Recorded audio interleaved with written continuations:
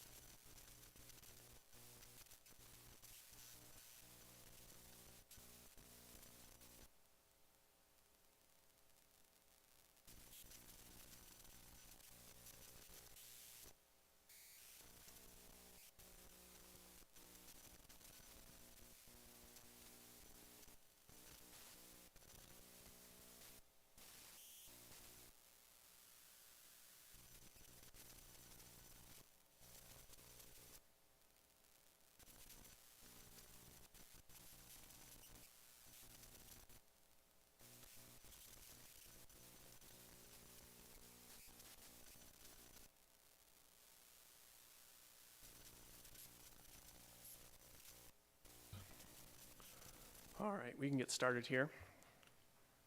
So it's 5:32 on January 26th, Thursday. This is the advertised time and day for the meeting for Butte-Silver Planning Board, and we'll call this meeting to order. We'll do introductions of staff. Dylan Pipinich, Planning Director. Lila Osborne, Senior Planner. Robin Smith, Secretary. Joella Thomas, Planning Technician. We'll do a roll call of board members.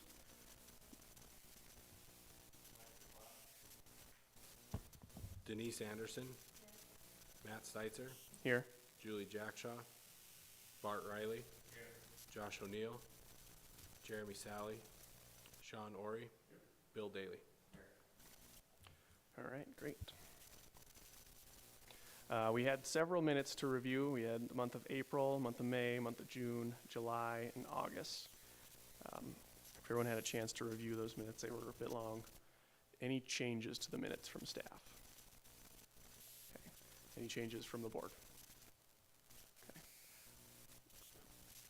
Motion to approve the minutes? Okay, second, all in favor? Aye. All opposed? All right, minutes approved for months April, May, June, July, and August. All right, so tonight is just a presentation. There's no public hearing. I see we have some audience members. I guess I'll just ask the question. Do you guys have public comments, or are you just interested in the presentation? Okay. Okay, so tonight's a presentation, so we can't really give public comment. If you'd like to make a statement, you're welcome to. If you'd like to wait till after the presentation to give your statement, we can do that as well. Okay, all right, cool. So we'll take a presentation from the planning board, and then we'll do comments at the end of that, and we'll limit those comments to 3 minutes. And then additional information will refer you to the planning staff there, and then there'll certainly be future meetings on this information. Is that wind?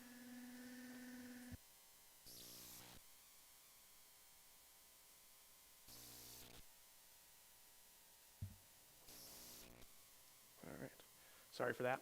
All right, so we'll take a presentation from staff on the progress report for the zoning code updates. Thank you, Mr. Chairman.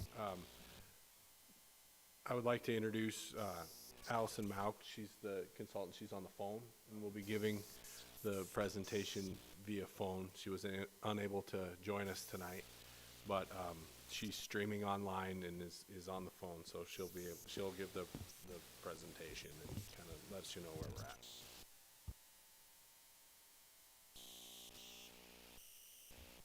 Okay, great. Hi, everybody. Yes, very sorry I am not able to be there in person. That was the plan. Unfortunately, the weather is not cooperating, so we will do this the clunky old school way, and Lila's going to help me move through the slides that I pulled together for you all tonight. We're going to try and get through them in 15, 20 minutes tops and leave room for questions and discussion. Hopefully you all, no, I've got to, hopefully you all can hear me okay. Is this working well? Okay, great. Okay. So why don't we go ahead and move to the first slide just to recap kind of where we've been. Last I saw many of you was in late August when we were on site with the full team to meet with stakeholders and staff and the planning board to talk about opportunities and improvements needed to the zoning code. We hosted a series of stakeholder meetings that week and also had a planning board hearing with many of you folks. We followed that up in September with a virtual meeting with some of the stakeholders that were unable to attend in person.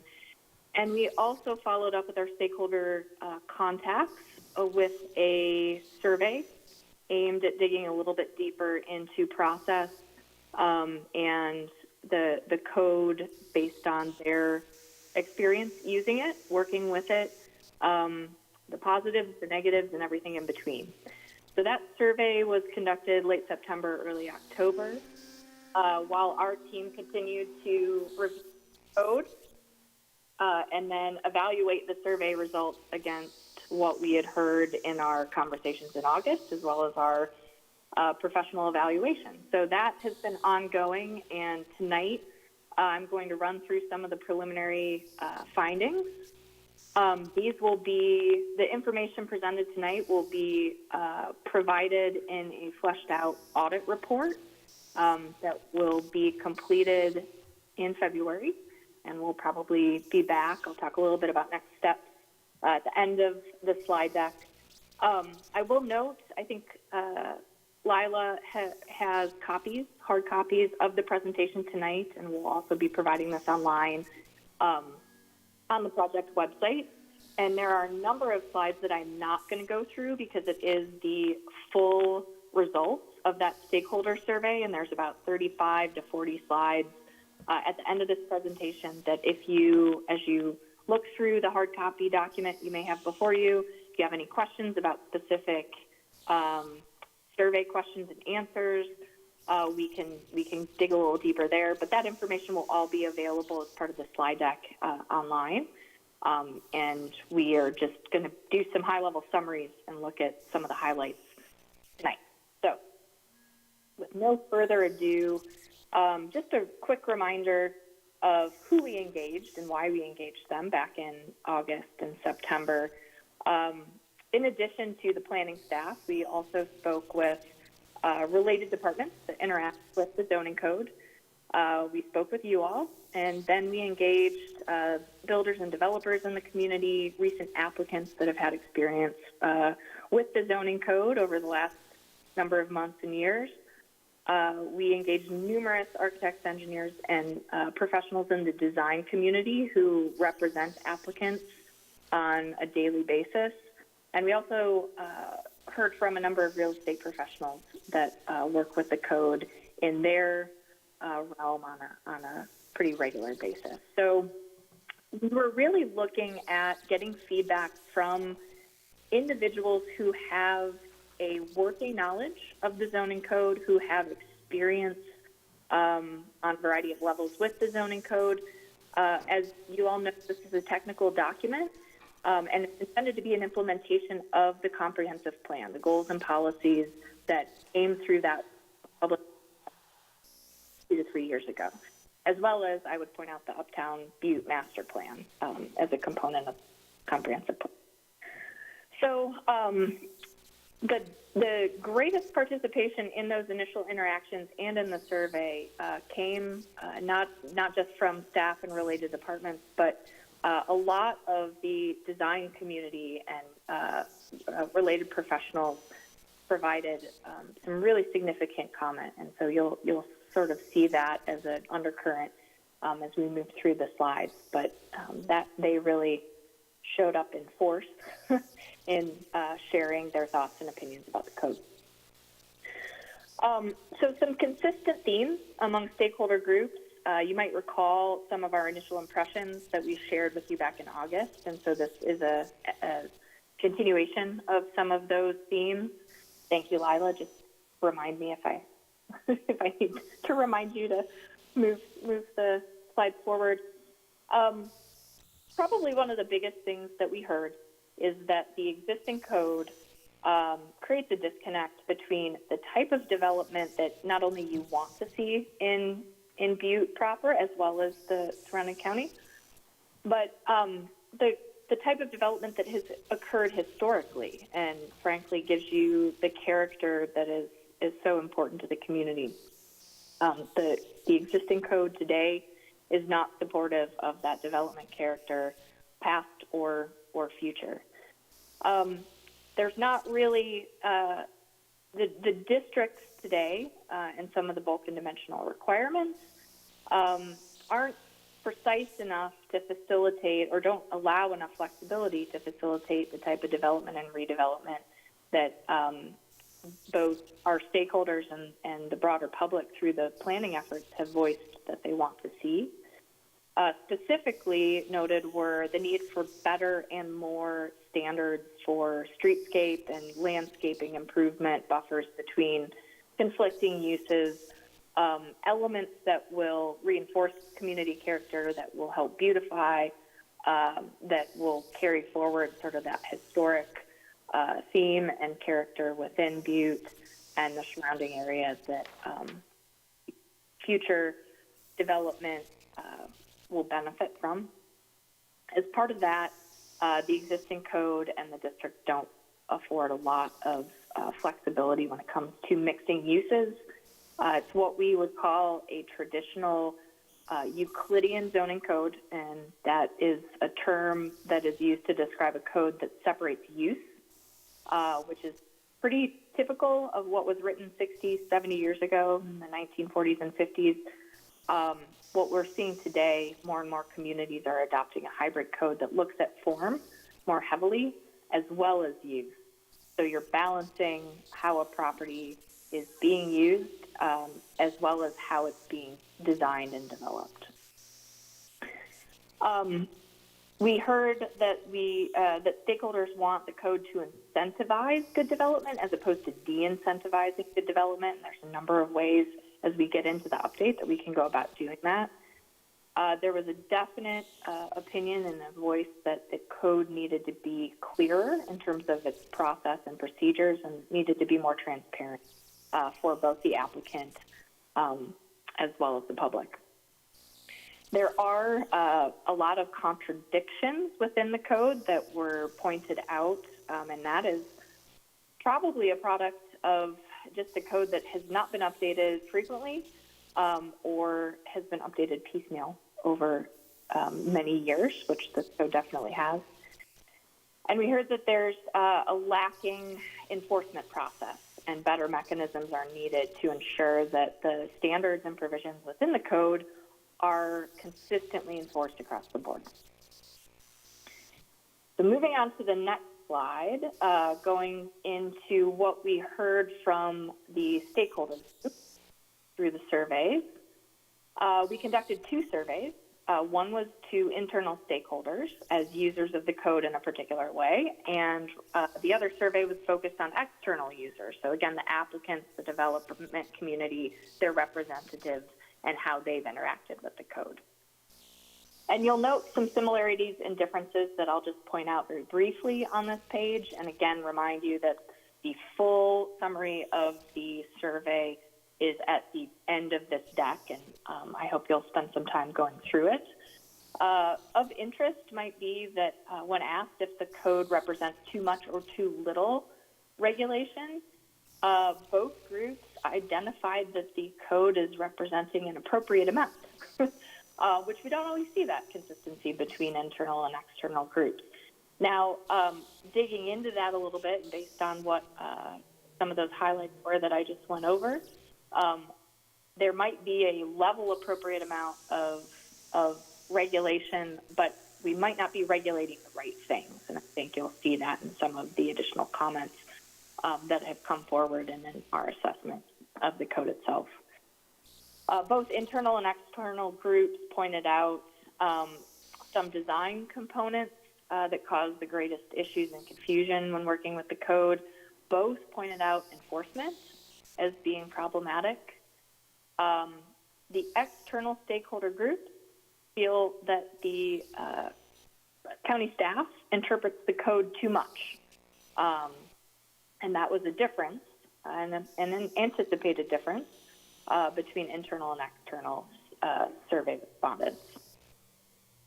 A similarity that's important to note given our current development landscape here in Montana and in communities like Butte is that both internal and external respondents identified zoning's role in enabling more housing to be built as one of its most important responsibilities.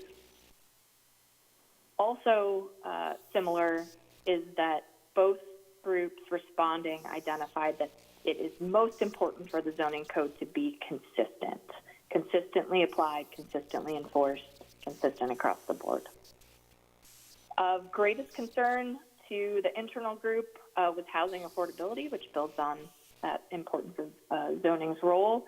And just edging out housing affordability in the external group was the loss of small local business.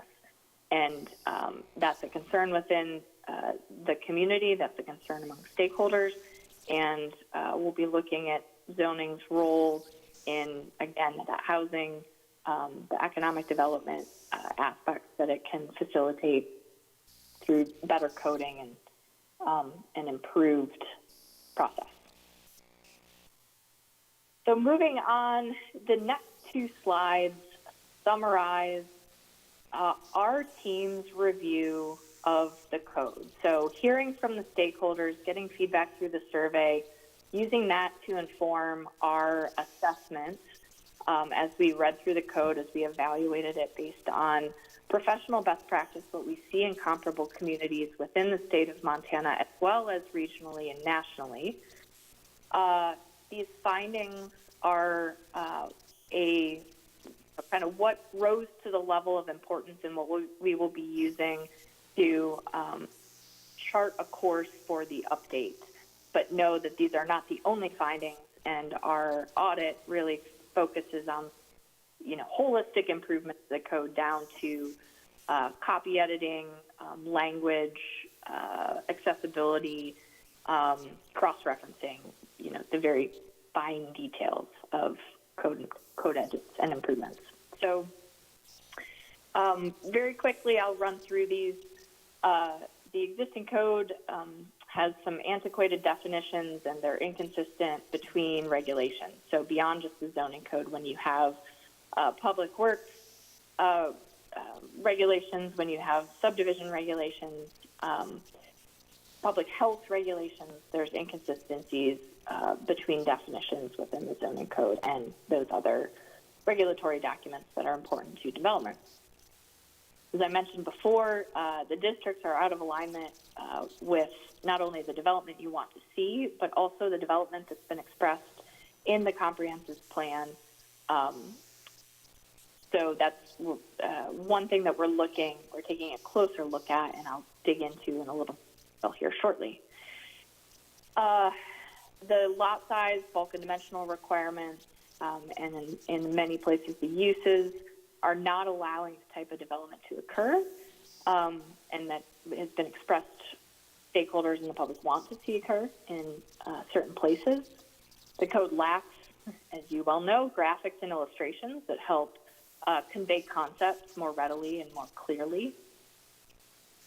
The existing code is organized in a way that is fairly old school. It's text heavy. Again, those graphics and illustrations are lacking. There's a lot of repetition. It does not lend itself towards easy interpretation or readability, and that affects its administrative transparency and transparency in terms of process. It has a pyramidal structure, and what we mean by that is that as you go from low-intensity zoning districts to higher-intensity zoning districts, you'll see a lot of repetition in the allowed uses, so that when you get to higher-intensity districts, such as commercial or industrial, there's usually an expectation that every use that's allowed in maybe lower-intensity commercial and residential districts are also allowed in these higher-intensity districts. And while that historically has been seen as a good way to mix use, what we actually see on the ground is that it doesn't facilitate the right mix of uses, and a mix of uses that's appropriate for certain considerations and certain areas. There needs to be a more meaningful mix as opposed to just an everything but the kitchen sink approach. The code as it exists today doesn't do a great job of laying out procedural requirements, application requirements, and consistency in reviewed process and criteria. So that needs to be clearly spelled out as part of this update. Going back to some of the design standards and considerations, your parking requirements, the entire parking section as a whole is pretty outdated, particularly when you look at best practice. And the International Transportation Engineers Trip Generation Manual in terms of requirements. A lot of communities are looking at maximum parking requirements to relieve the burden of parking on infill development, redevelopment potential in communities such as Butte. So on to the next slide. There are districts defined specifically for the community of Ramsey that are somewhat duplicative to the districts that apply to the county as a whole. And so we'll be looking for ways that we might consolidate those districts while still maintaining the unique qualities that the Ramsey community wants to preserve. As I mentioned earlier, enforcement is something that is lacking in the existing code, particularly as it sets out process and procedures. And so that is an area of improvement that, again, many stakeholders noted is needed. The existing sign regulations in the zoning code don't reflect recent case law and practice, and so there's a movement towards, or requirement, quite frankly, legally, that sign regulations are content neutral. You're not regulating the words, you regulate placement and design. And so that entire section will need to be updated to reflect those legal requirements. We heard quite a bit from stakeholders in our conversations and from the survey and in our evaluation of the code, reaffirmed that historic preservation design standards are not fully or well integrated into the zoning code. And given the importance of Butte and Butte-Silver Bow's historic context, this is an area where there's a lot of room for improvement and great opportunity to clearly spell out the character and qualities that the county would like to see in certain districts. And then other, again, design standards and requirements such as landscaping, infrastructure requirements needed to support specific development densities need to be addressed. Use conditions that highlight requirements for by right uses as well as conditional uses need to be revised and improved. The water channel management zone, which is critically important to the county's environmental constraints, could be better integrated within the code. Right now it's relatively standalone, and we'd look for ways that that might be more broadly expressed. And finally, there's some requirements related to planned unit development that, while appropriate within a zoning code, needs to dovetail and interact well with the related requirements of the zoning the subdivision regulations. And so we'll be looking at that parity between zoning and subdivision for PUDs, as well as other design and infrastructure requirements between those two sets of regulations. They really work hand in hand. So as part of our assessment, and moving on to the next couple of slides, I'm going to try and get through these as quickly as possible to leave time for questions from you all and initial reactions. As part of our analysis, we looked at the alignment of the existing zoning districts against the recently adopted comprehensive plan and supplementally adopted, or not supplementally, but the Uptown Butte Master Plan as a component of the comprehensive plan that was adopted just in this last year.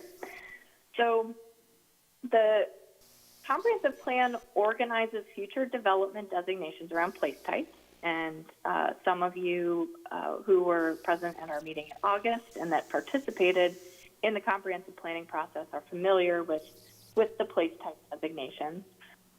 But those designations serve as the foundation upon which zoning is based. Every plan requires a future land use map, and that map designates what type of development can occur in certain areas of the county. While non-regulatory, those place types establish the regulatory foundation, which is the zoning code. So we were looking in this table at those place types adopted through the plan and what existing districts correlate with the place types, and whether whether those districts should be updated to better reflect the place type, whether we need a new district entirely, or whether districts should be consolidated. And so you'll see in the color scheme that where there is a yellow line, that district is fairly representative of the underlying place type, but may require some basic adjustment to better reflect the intent. Where you see a green line, that is a new district that's being proposed to correlate with a place type adopted as part of the comprehensive plan. The red or orangey lines are where an existing district is going to need probably a significant overhaul or an in-depth dive into updating its standards, updating uses, possibly changing names, and in order to reflect the intent of the place type it's associated with. And then the blue is where we're suggesting consolidation. And there's actually only one zone or two zones that we're suggesting be consolidated at this time. For the most part, we're actually suggesting that the zoning districts are expanded, and that is to better reflect the unique characteristics of different areas of Butte-Silver that are zoned. So really, not really quickly, but quickly enough, I just want to walk you through some of the high-level recommendations.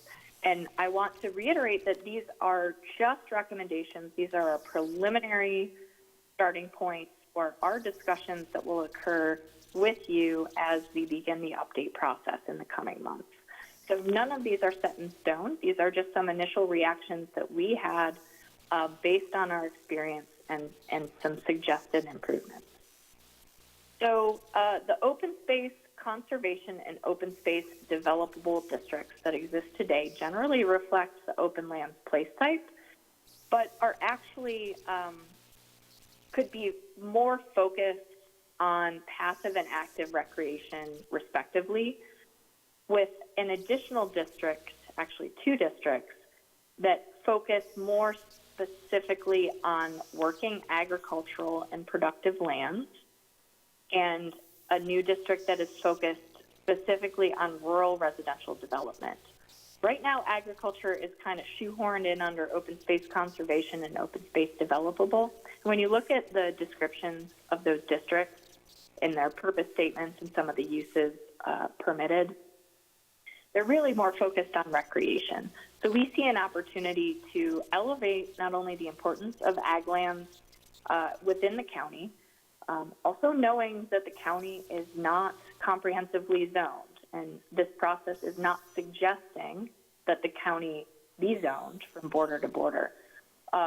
What we would like to do, though, is provide the tool that if down the road a private landowner chooses to zone their property, or there's interest in agricultural or working land protections in the application of this district, that the tool exists to really protect those ag lands, protect some of the agricultural industry that exists in the more rural areas of the county.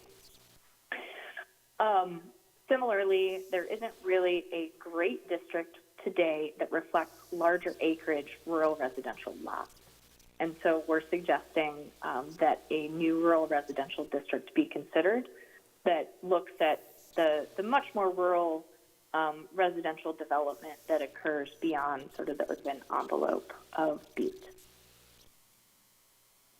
Moving into residential districts, you'll see a lot of orange lines at the top of that table. And here again, or I guess I didn't mention that in terms of best practice, Orion really tries to simplify the zoning code by making sure the district reflects what is happening, both in its name and its acronym. So you'll see some very basic adjustments from R1S, which is right now one family residential suburban, to suburban residential, because that's what we're talking about. The one family, the two family, the multifamily, that's a naming convention we're moving away from because it starts to require the county to define what a family is. What we want to talk about is the intensity, the type of use, the character of the use, and that's why you'll see some suggested renaming of suburban residential, detached residential, attached residential, so that could be duplexes or triplexes, and then mixed residential, which could be a variety of different development, residential development types. You'll also see in the 4 lines that are green below sort of our suggested reorganization, those residential districts, a number of overlays.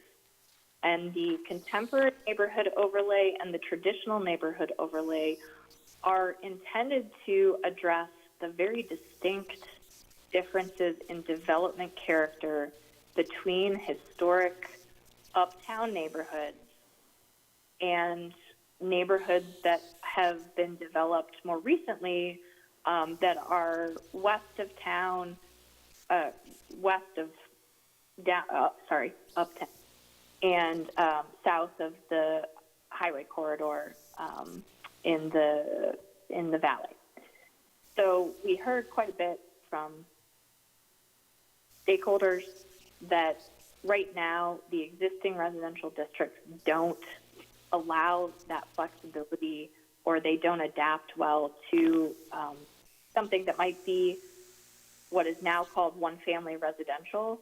But one-family residential uptown looks very different than one-family residential in the valley, and yet they may be characterized, or they may have the same zoning district applied to them. So the overlays are an attempt to create some character differences, and they would apply to the base districts. Similarly, we go into an additional level of detail with an uptown neighborhood district and a live-make neighborhood district that would better reflect those areas identified in the comprehensive plan. And specifically, this is in terms of the uptown neighborhood district proposed, this would integrate more fully some of the historic preservation guidelines and standards that the county would like to see applied more consistently across development and redevelopment in that area. So moving on to the commercial and mixed-use districts, you'll see, again, there's a recommendation to re-envision the local commercial, the C1, as well as the C3 central commercial districts to reflect kind of what is intended to happen in those in those areas. That would be a more in-depth overhaul or adjustment to those districts, as well as some renaming. The Uptown Edge would be a new district, again, reflective of the place type adopted as the comprehensive plan. And then you'll see the commercial corridor is a revised district that actually consolidates the existing community commercial district, C2 district, and the existing commercial and light industrial district, which is that CM district. There's a lot of similarities between those two districts. They mostly apply along the north and south Harrison Avenue corridors, and we see an opportunity to create maybe a more streamlined commercial corridor district that isn't bifurcated by these two very similar zone districts as it is today. And finally, the light industrial, heavy industrial districts, some minor tweaks may be necessary to better reflect the intent from the comprehensive plan. And then we've suggested two additional districts, one being the Transportation Gateway Overlay, to look at how best to address entryways into Butte from the I-90 corridor, as well as a campus and institutional district that would better reflect development that occurs in and around the university area, as well as the hospital campus, and some of the infrastructure, circulation, mixed-use needs respective to those campuses and institutions. All of this, again, is a preliminary recommendation and a initial assessment of the relationship between the existing zoning districts and those comprehensive plan place types. So again, I just want to reinforce this as a starting point, and this is where your input in the coming months is going to be critical as we refine these districts as part of the update. So ending with next steps, and then I'll start talking and let you all talk. We are very rapidly approaching the month of February, which we will be finalizing this audit and working on an annotated outline of the zoning code and suggested reorganization. We'll also be working with Dylan and Lila and Joella on a work plan for the actual code update over the next 6 months, and that will begin in March. Now, that drafting, the beginning of the drafting, there's a caveat on that, and that we'll get started with content revisions, and we'll, as part of that work plan, be looking at when to bring you updates for consideration. However, we are in the midst of the legislative session, as many of you know, and as many of you may also know, there's a lot of discussion around housing, affordability, availability, development, and how it relates to zoning and subdivision, particularly how the statutes regulate local regulations. So we anticipate there's going to be some changes to the subdivision and zoning statutes. We're tracking those now. We will continue to track them through the session's end. And around about May, hopefully, when the session adjourns, we'll take stock of the changes and adjust this update process accordingly. So we'll do what we can to draft things that we anticipate not changing in March and April and into May, but there will be a checkpoint in May where we need to look at what's happened and where we need to go.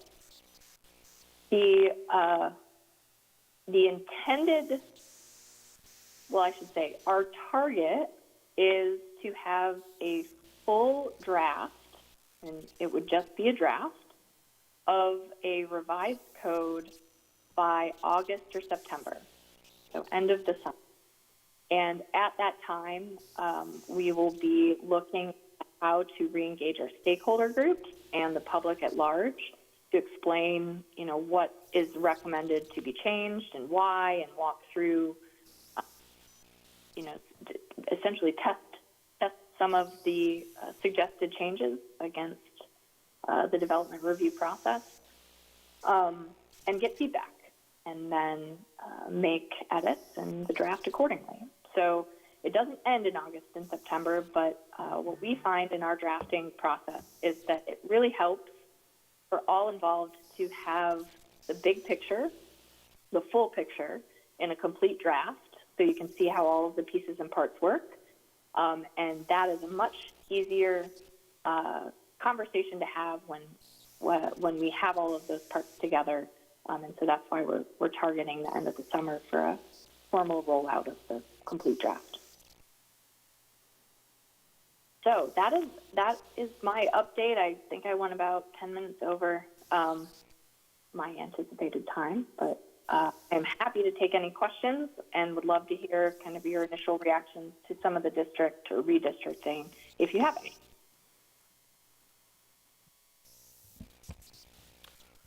All right, cool. Thank you, Allison. That was a lot. That was a lot of good information.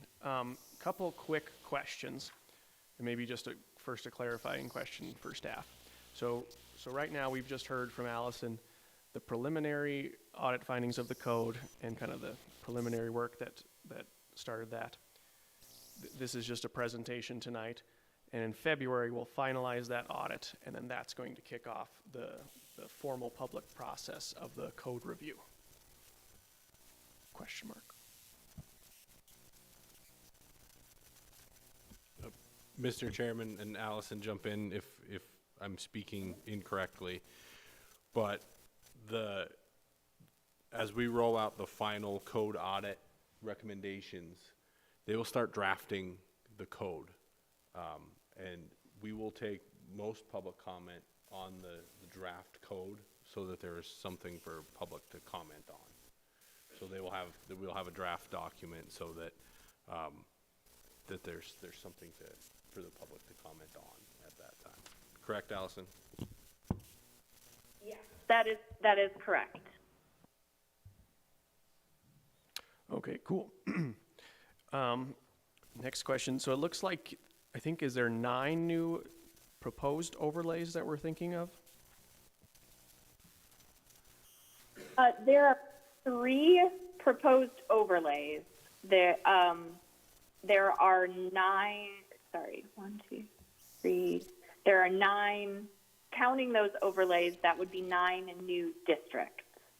So I just want to make the distinction that the overlays, while they are a district, they would apply to a base district, which would be any of the districts that do not have an O after them. And at this time, what we're thinking, and again, just thinking, is that they would be focused on the design and the site layout and building orientation, and looking specifically at the qualities and attributes that create contemporary versus traditional neighborhoods and that create good entrance ways into a community, keeping it very simple, and they would apply to sort of the base district uses. So, but yeah, that might be more information than you were asking with that question, but 9 new districts, yes, confirmed. Okay, thank you. Those are my initial questions. Any questions from the board? Mr. O'Neill. Thank you, Chairman. Allison, thank you for the presentation. One of my questions is regards on what do you see going into the legislation that could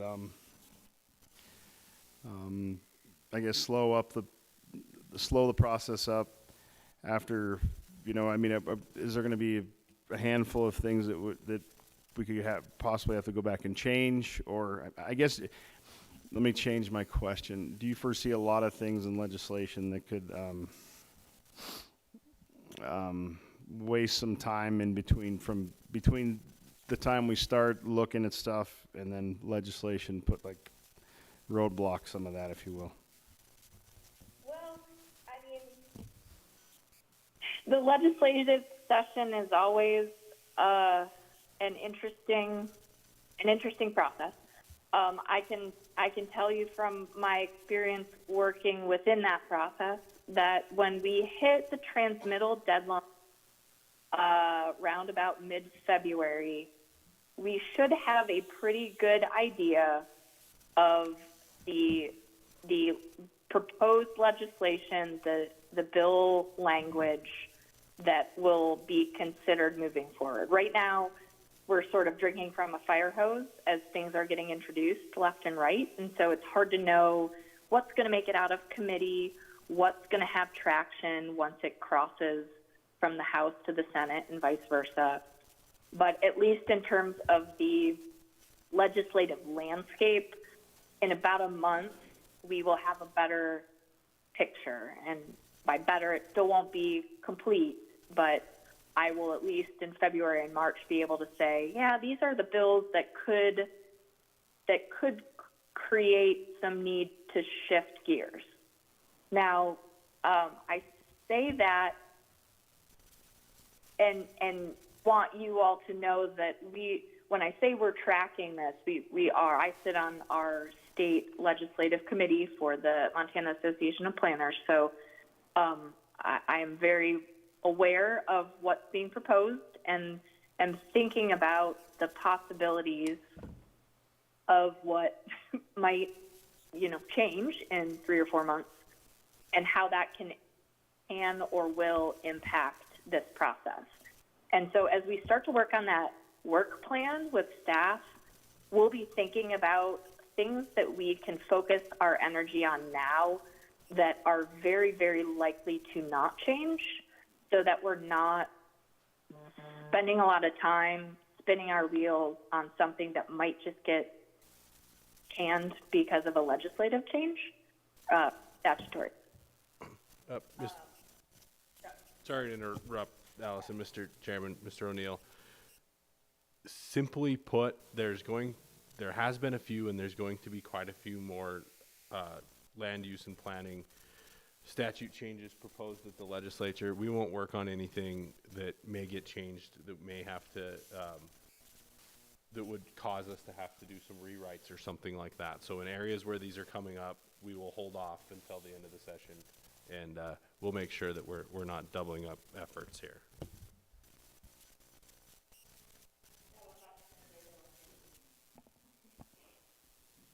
Mr. O'Neill. Thank you. Appreciate that. Just follow up on, so after we get through this, like to the end, say we're at the end of the year, and I know that, like, definitely greatly appreciate all the hard work that's, I can't even wrap my head around it, so I'm glad that you guys are in charge of that, so keep up the good work. When you say like entryways into the 9 new districts, and will this be a study in the study? This is like a study research right now. There won't be another study added onto that. Will this be all like figured out, if you will, in this? I know. Do you follow me? Mr. Pipnich. Mr. Chairman, Mr. O'Neill, at the end of this, hopefully, I'm very optimistic we will have this isn't a study, this is regulation, this is code. This will be a brand new zoning ordinance. This isn't coming with recommendations of what you should do next. This will be a new regulatory document. Okay. One more question for me. Allison, I think you said you anticipate a complete draft by September-ish. Feel free to correct me if I'm wrong. But would we expect roughly this new regulation document, this new code, to be enforceable probably in calendar year 2024 or very late 23? Yes, and And so the goal, our contractual timeline is looking at the adoption of the code by the end of next year. And of course, there is a formal process by which to adopt. And at the point that the code would be adopted, that is when it becomes enforceable. So your timing is correct, in that the projection is early 2024 that you would have a new set of regulations that would be your mechanism for enforcement. Now that I'll put an asterisk at the end of that the timing of the formal adoption process is dependent on, how much adjusting we need to make as that draft comes out, and based on your input and public input, stakeholder input, there'll be some back and forth in refinement of that draft. And so that can be quick, it can be not quick. It just sort of depends. But our hope is that as we move into the drafting process in these next 6 or 7 months, and I probably mentioned this back in August, we will be engaging with you a lot more frequently and bringing you concepts and components to consider and weigh in on as we move through the drafting, so you're not seeing the complete draft for the first time in September and having to digest all of that all at once. Cool, much appreciated, thank you. I have no other questions. Any other questions from the board? Okay, thank you for the presentation. All right, this time we'll close the presentation. Again, this isn't a public hearing, but if you'd like to come up and make a statement for the record, you certainly can do that. We'll time you to 3 minutes, and I'll give you a wave at 2.5.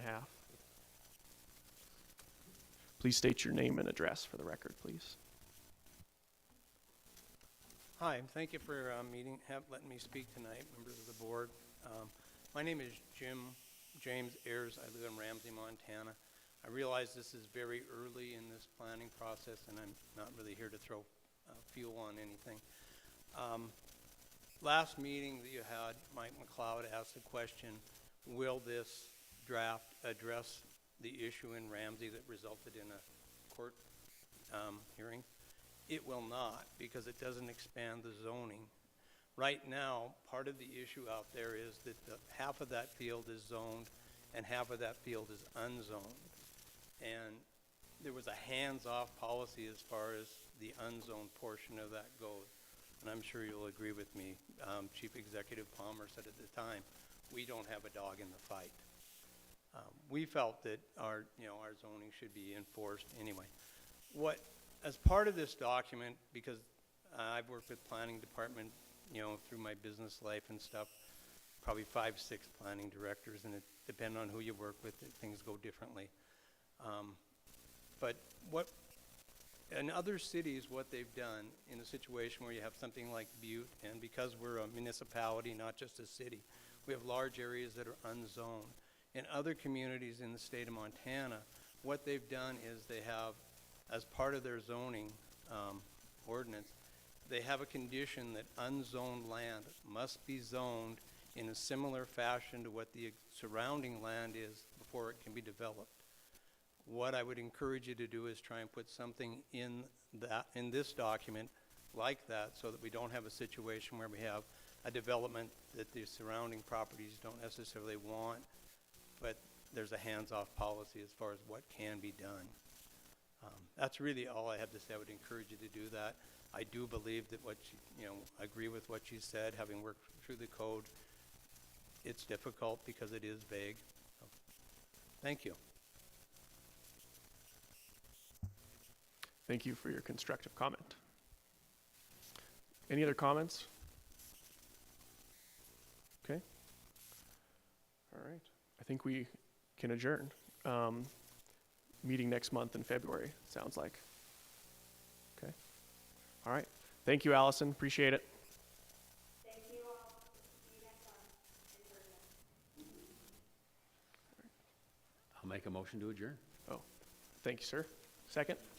Second from Bill. All in favor? Aye.